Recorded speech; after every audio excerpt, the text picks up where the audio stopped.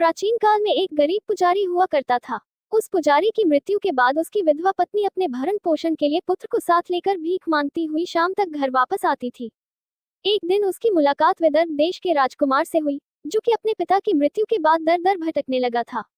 उसकी यह हालत पुजारी की पत्नी से देखी नहीं गई। वह उस राजकुमार को अपने साथ अपने घर ले आई और पुत्र जैसा रखने लगी। एक दिन पुजारी की पत्नी अपने साथ दोनों पुत्रों को शांडिल्य ऋषि के आश्रम ले गई। वहां उसने ऋषि से शिव जी के प्रदोष व्रत की कथा एवं विधि सुनी तथा घर जाकर अब वह भी प्रदोष व्रत करने लगी। एक बार दोनों बालक वन में घूम रहे थे। उनमें से पुजारी का बेटा तो घर लौट गया, परंतु राजकुमार वन में ही रह गया। उस राजकुमार ने गंधर्व कन्याओं को क्रीड़ा करते हुए देखा तो उनसे बात करने लगा। उस कन्या का नाम अंशुमती था। उस दिन वह राजकुमार घर देरी से लौटा।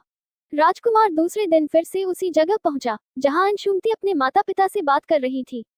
तभी अंशुमती के माता पिता ने उस राजकुमार को पहचान लिया तथा उससे कहा कि आप तो विदर्भ नगर के राजकुमार हो ना, आपका नाम धर्मगुप्त है।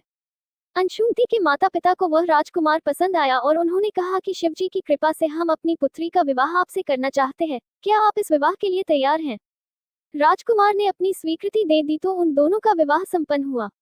बाद में राजकुमार ने गंधर्व की विशाल सेना के साथ विदर्भ पर हमला किया और घमासान युद्ध कर विजय प्राप्त की तथा पत्नी के साथ राज्य करने लगा।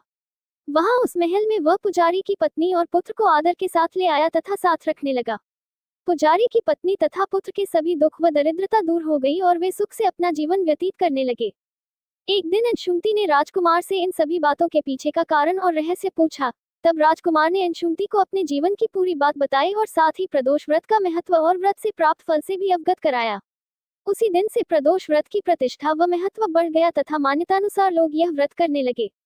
कई जगहों पर अपनी श्रद्धा के अनुसार स्त्री पुरुष दोनों ही यह व्रत करते हैं। इस व्रत को करने से मनुष्य के सभी कष्ट और पाप नष्ट होते हैं एवं मनुष्य को अभीष्ट की प्राप्ति होती है।